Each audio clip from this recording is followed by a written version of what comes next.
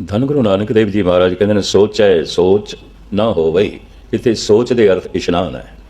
सोच करे दिन अर रात मन की महल न तन ते जात। गुरु अर्जन देव जी महाराज कहते सवेरे इशनान करता है, शामी इशनान करता है, मन की महल ते जाती नहीं। पुजारी नूं 2 वक्त इशनान करना होंदा है। अमृत वेले इशनान करके वो मूर्तियां नूं शिंगारदा है, ठाकरां नूं शिंगारदा है। फिर शाम नूं आरती उतारनी तो फिर इशनान करना है तो वस्त्र बदलना है। धोती वस्त्र कपाटन आटन रेशम के वस्त्र धोती ते 2 वक्त इशनान। सोच करे दिन और रात। तो कुंभ का इशनान, कुंभी का इशनान, माघ का इशनान, होर तरह तरह के पुरबां का इशनान पापां की मैल नूं धो देगा। महाराज कहते सोचे सोच ना होवे जे सोच ही लखवा। इस तरह का इशनान माघ का कुंभ का जे लखां दफा भी किया जाए मन की मैल नहीं धुलती, नहीं धुलती। ये भी मैं अर्ज करा कई दफा बड़े बड़े ठग दुष्ट तीर्थों से मिलणगे। शिव जी ने बनारस बनाई सी सन्यासियों वास्ते, बैरागियों वास्ते, और वो माण नाल कहंदे सन इत्थों दे संत मशहूर होणगे। अज बनारस दे संत मशहूर नहीं, बनारस दे ठग मशहूर ने। ये हर के संत ना आखिए, बनारस के ठग। कबीर गंगा तीर जो घर करे, पीवे निर्मल नीर, बिन हर भजन न मुक्त होए, इम कह रमे कबीर।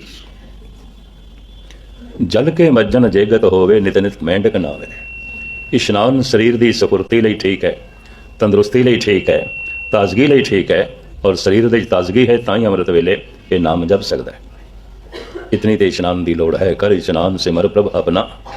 पर सिर्फ इशनान नाल ही मन की मैल धुल जाती है, सतगुरु नहीं मनते। मन की महल पाप है। दूसरा, मन चुप नहीं करता। इनू किवें चुप कराइए? तो प्राचीन ऋषि मुनिया ने इस समस्या का समाधान यह कढ़िया सी, जिन्ने चिर तक मन चुप नहीं करता, जबान नू चुप रखो। जबान नू भी बोलन ना दो, मौन धारण करो, नहीं बोलना। एक दिन मन चुप कर जाएगा। इस नाल भी गुरु नानक सहमत नहीं हुए। चुप है चुप ना हो वही। जबान दे चुप करन नाल मन चुप नहीं करता, नहीं करता। जे लाए रहा लिवतार, एक लिवतार कोई मौन धारण करे ता भी मन चुप नहीं करता। कन सुनन वास्ते प्रभु ने दिते ने, अखां वेखण वास्ते, जबान बोलण वास्ते। जिस इंद्रिय का इस्तेमाल ना करिए वो कमज़ोर हो जाता है, शक्तिहीन हो जाता है। जो पैदल नहीं चलता पैरों की शक्ति गवा बैठता है। जो हत्थां नाल कुछ करता नहीं वो हथ कमज़ोर हो जाते। जिहड़ा दिमाग नाल सोचता ही नहीं वह दिमाग कमज़ोर हो जाता है। अखां ते पट्टी बन रही है तो 3 साल बाद खोलिए अखां आंदियां होणगियां, अखां च रोशनी नहीं होगी। मैं वो मोनी देखे ने जिन्हों ने वक्ती तौर पर साल 2 साल 5 10 साल मौन धारण किया, अपनी बोलन शक्ति गवा बैठे।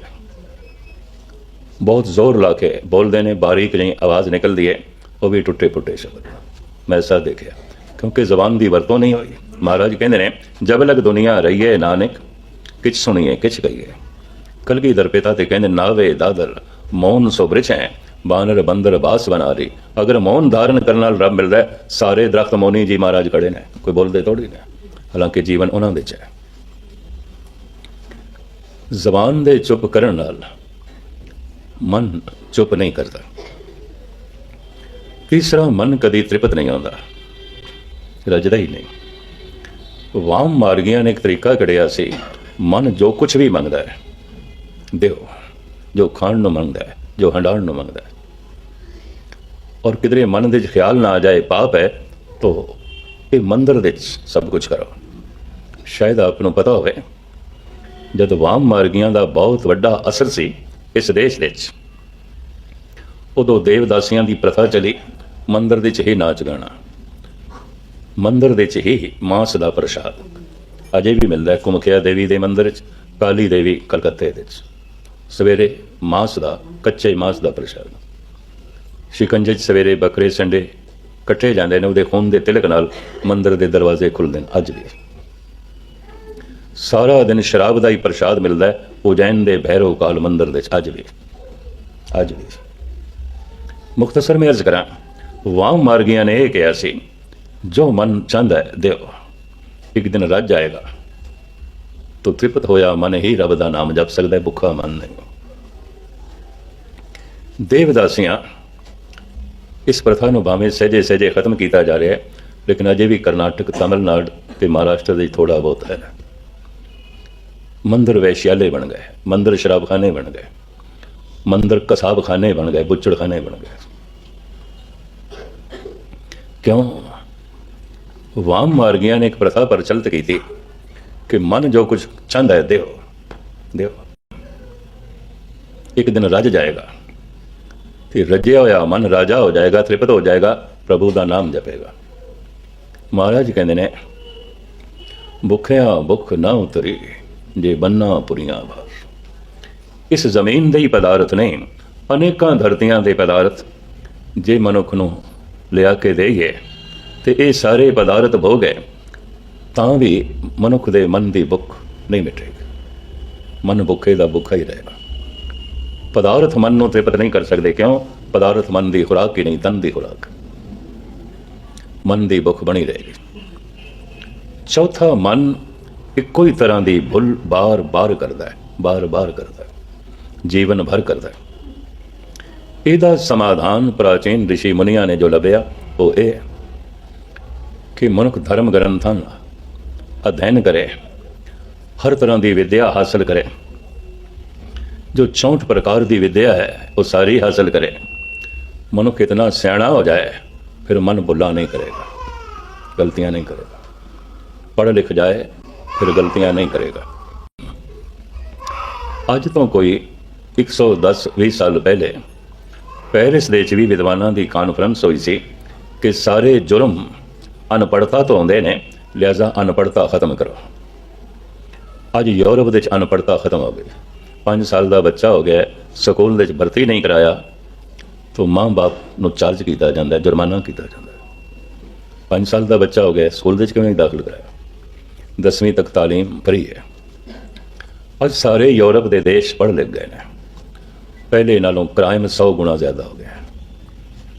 ਪਹਿਲੇ ਨਾਲੋਂ ਕਤਲ ਵੱਧ ਗਏ, ਪਹਿਲੇ ਨਾਲੋਂ ਬਲਾਤਕਾਰ ਵੱਧ ਗਏ, ਪਹਿਲੇ ਨਾਲੋਂ ਚੋਰੀ ਯਾਰੀਆਂ ਵੱਧ ਗਈਆਂ।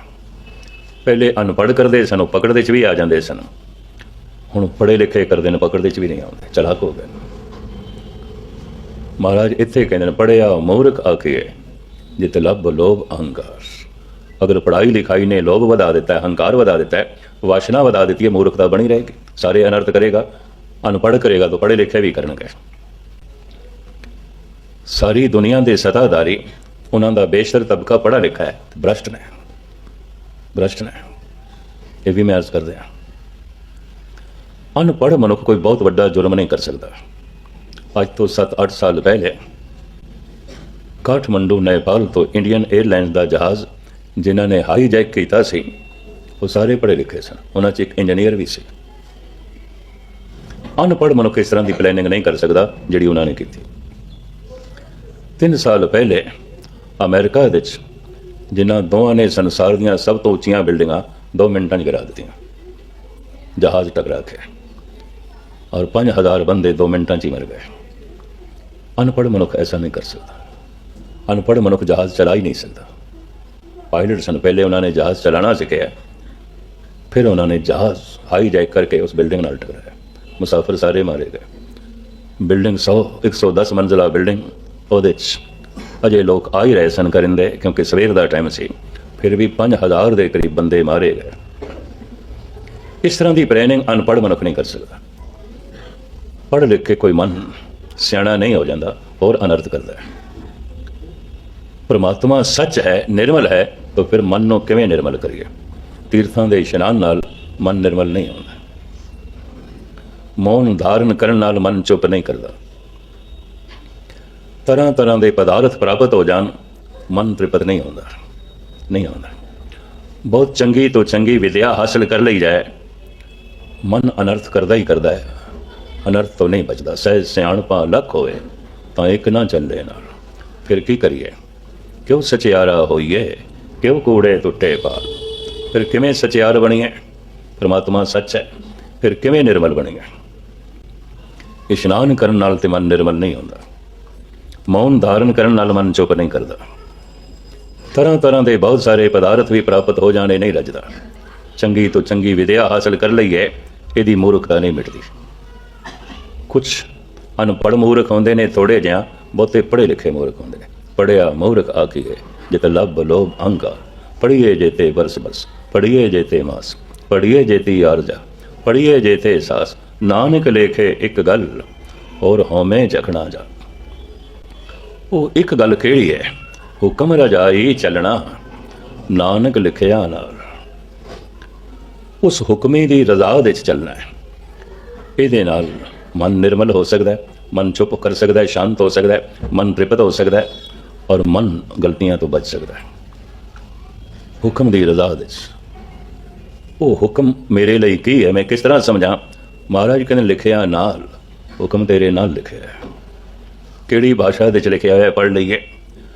ਮੈਂ ਅਰਜ਼ ਕਰਾਂ, ਸਤਿਗੁਰਾਂ ਨੇ ਸ਼ਰਤ ਲਾਈ ਹੈ, ਕਹੋ ਨਾਨਕ ਜਿਨ ਹੁਕਮ ਪਛਾਤਾ, ਪ੍ਰਭ ਸਾਹਿਬ ਕਾ ਤਿਨ ਭੇਦ ਜਾਤਾ।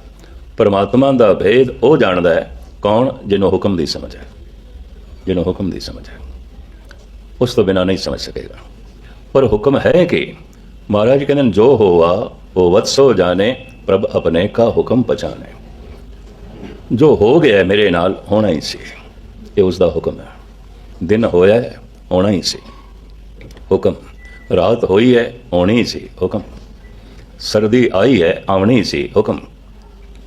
ਗਰਮੀ ਹੋ ਗਈ ਹੈ, ਹੋਣੀ ਸੀ, ਹੁਕਮ। ਜਨਮ ਹੋਇਆ ਹੈ, ਹੋਣਾ ਹੀ ਸੀ, ਹੁਕਮ। ਮਰਨ ਹੋ ਗਿਆ, ਹੋਣਾ ਹੀ ਸੀ, ਹੁਕਮ।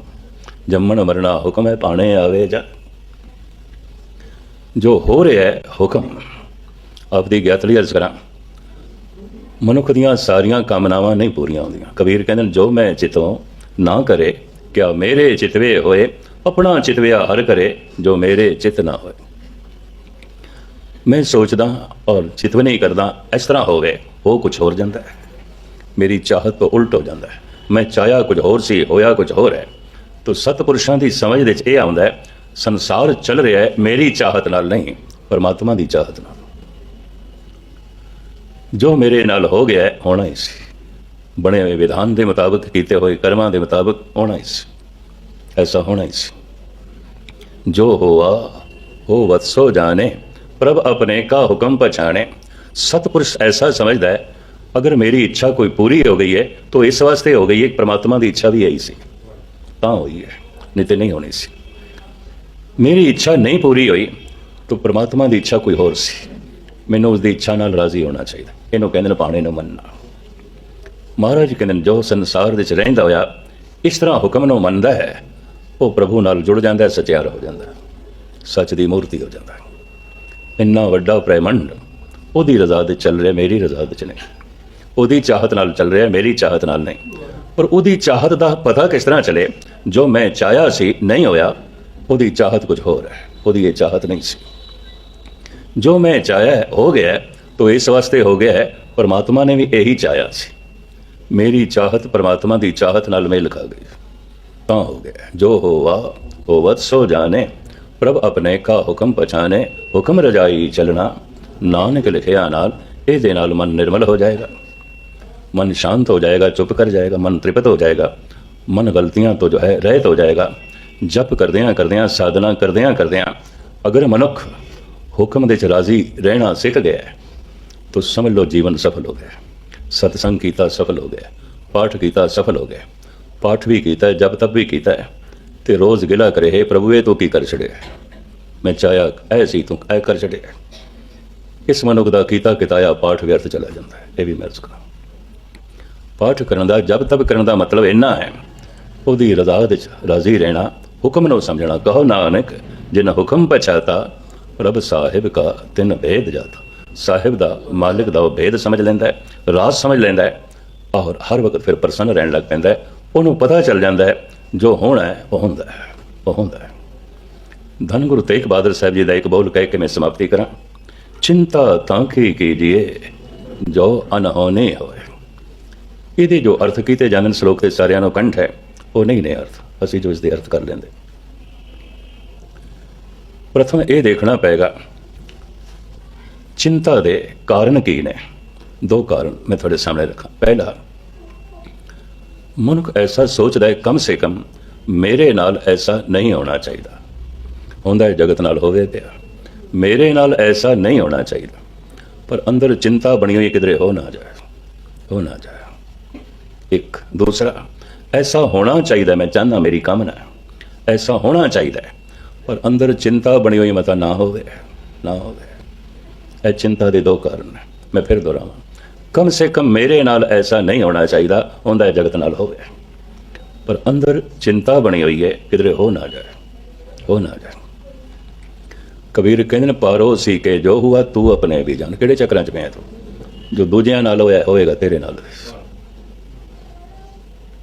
ਕਮ ਸੇ ਕਮ ਮੇਰੇ ਨਾਲ ਐਸਾ ਨਹੀਂ ਹੋਣਾ ਚਾਹੀਦਾ। ਸੰਸਾਰ ਬੁੱਢਾ ਹੁੰਦਾ ਹੈ, ਕਮ ਸੇ ਕਮ ਮੈਂ ਤੇ ਬੁੱਢਾ ਨਾ ਹੋਵਾਂ। ਸੰਸਾਰ ਮਰਦਾ ਹੈ, ਕਮ ਸੇ ਕਮ ਮੈਂ ਤੇ ਨਾ ਮਰਾਂ। ਕਮ ਸੇ ਕਮ ਮੇਰੇ ਨਾਲ ਐਸਾ ਨਹੀਂ ਹੋਣਾ ਚਾਹੀਦਾ। ਹੋਰ ਬਹੁਤ ਪਹਿਲੂਆਂ 'ਚ ਮਨੁੱਖ ਐਸਾ ਚਾਹੁੰਦਾ ਹੈ, ਪਰ ਅੰਦਰ ਚਿੰਤਾ ਬਣੀ ਹੋਈ ਕਿਧਰੇ ਹੋ ਨਾ ਜਾਏ। ਦੂਸਰਾ, हे ਪ੍ਰਭੂ ਐਸਾ ਹੋਣਾ ਚਾਹੀਦਾ, ਮੇਰੀ ਕਾਮਨਾ, ਮੇਰੀ ਮੰਗ ਹੈ, ਪਰ ਅੰਦਰ ਚਿੰਤਾ ਬਣੀ ਹੋਈ ਮਤ ਨਾ ਹੋਵੇ। ਗੁਰੂ ਤੇਗ ਬਹਾਦਰ ਸਾਹਿਬ ਜੀ ਇਹ ਕਹਿ ਰਹੇ ਨੇ, ਜੋ ਹੁੰਦਾ ਹੈ ਉਹ ਹੁੰਦਾ ਹੈ, ਜੋ ਨਹੀਂ ਆਉਂਦਾ ਉਹ ਨਹੀਂ ਆਉਂਦਾ। ਕਤਈ ਮਨੁੱਖ ਨਾਲ ਅਨਹੋਣੀ ਨਹੀਂ ਆਉਂਦੀ, ਕਿ ਜਦ ਅਨਹੋਣੀ ਹੁੰਦੀ ਨਹੀਂ ਤੇ ਫਿਰ ਚਿੰਤਾ ਕਿਹੜੀ ਗੱਲ ਦੀ? ਕਿਉਂ ਚਿੰਤਾ ਕਰਦੇ ਹੋ? ਚਿੰਤਾ ਤਾਂ ਕਿ ਕੀਜੀਏ, ਉਹਦੀ ਚਿੰਤਾ ਕਰੋ ਜੋ ਅਨਹੋਣੀ ਹੋ, ਜੇਕਰ ਅਨਹੋਣੀ ਹੁੰਦੀ ਹੋਵੇ। ਸਤਿਗੁਰੂ ਇਹ ਕਹਿ ਰਹੇ ਨੇ, ਭਾਵ ਅਨਹੋਣੀ ਨਹੀਂ ਆਉਂਦੀ, ਜੋ ਹੁੰਦਾ ਹੈ ਉਹ ਹੋਣਾ ਹੁੰਦਾ ਹੈ। ਜੋ ਹੋਵਾ ਹੋਵਤ ਸੋ ਜਾਣੇ, ਪ੍ਰਭ ਆਪਣੇ ਕਾ ਹੁਕਮ ਪਛਾਣੇ। ਸੰਸਾਰ ਦੇ ਵਿੱਚ ਅਨਹੋਣੀ ਨਹੀਂ ਆਉਂਦੀ। ਦਿਨ ਹੋਇਆ ਹੋਣਾ ਹੀ ਸੀ, ਰਾਤ ਹੋਈ ਹੈ ਹੋਣੀ ਸੀ, ਸਰਦੀ ਹੋਈ ਹੈ ਹੋਣੀ ਸੀ, ਗਰਮੀ ਹੋਈ ਹੈ ਹੋਣੀ ਸੀ, ਜਨਮ ਹੋਇਆ ਹੈ ਹੋਣਾ ਹੀ ਸੀ, ਮਰਨ ਹੋਇਆ ਹੈ ਹੋਣਾ ਹੀ ਸੀ। ਸਭ ਕੁਝ ਹੋ ਰਿਹਾ ਹੈ, ਹੋ ਰਿਹਾ ਹੈ। ਇਸ ਹੋਣੀ ਨੂੰ ਜੋ ਖਿੜੇ ਮੱਥੇ ਤਸਲੀਮ ਕਰ ਲੈਂਦਾ ਹੈ, ਉਹ ਸੱਚ ਨਾਲ ਜੁੜ ਜਾਂਦਾ ਹੈ। ਉਹਨੇ ਹੁਕਮ ਨੂੰ ਮੰਨ ਲਿਆ। ਕਹੋ ਨਾਨਕ ਜਿਨ ਹੁਕਮ ਪਛਾਤਾ, ਪ੍ਰਭ ਸਾਹਿਬ ਕਾ ਤਿਨ ਭੇਦ ਜਾਤਾ। ਸਤਿਗੁਰ ਰਹਿਮਤ ਕਰਨ, ਸਤਸੰਗ ਦਾ ਇਹ ਫਲ ਤੁਹਾਡੀ ਝੋਲੀ 'ਚ ਪਵੇ। ਇਸ ਰੱਬੀ ਸਿਧਾਂਤ ਨੂੰ ਖਿੜੇ ਮੱਥੇ ਕਬੂਲ ਕਰੇ, ਤਾਂ ਕਿ ਜੋ ਜੀਵਨ ਮਿਲਿਆ ਪ੍ਰਭੂ ਦੀ ਤਰਫੋਂ ਇਹ ਸਫਲ ਹੋਵੇ, ਤੇ ਪੰਕਤੀਆਂ ਵੀ ਸਾਡੇ ਤੇ ਪੂਰੀਆਂ ਉਤਰਨ। ਸਫਲ ਸਫਲ ਭਈ ਸਫਲ ਯਾਤਰਾ, ਆਵਣ ਜਾਣ ਰਹੇ ਮਿਲੇ ਸਾਦਾ। ਸਾਹਿਬ ਇਹ ਸੁਣਿਆ ਹੋਇਆ ਤੁਹਾਡੇ ਹਿਰਦੇ 'ਚ ਵਸਾਵੇ, ਔਰ ਸਾਡਾ ਇਹ ਜੋ ਯਤਨ ਹੈ ਇਹ ਵੀ ਪ੍ਰਭੂ ਸਫਲ ਕਰੇ। ਭੁੱਲ ਚੁੱਕ ਦੀ क्षमा। ਸਾਰਿਆਂ ਦਾ ਧੰਨਵਾਦ। ਫਤਿਹ ਪ੍ਰਵਾਨ ਕਰਨੇ। ਵਾਹਿਗੁਰੂ ਜੀ ਕਾ ਖਾਲਸਾ।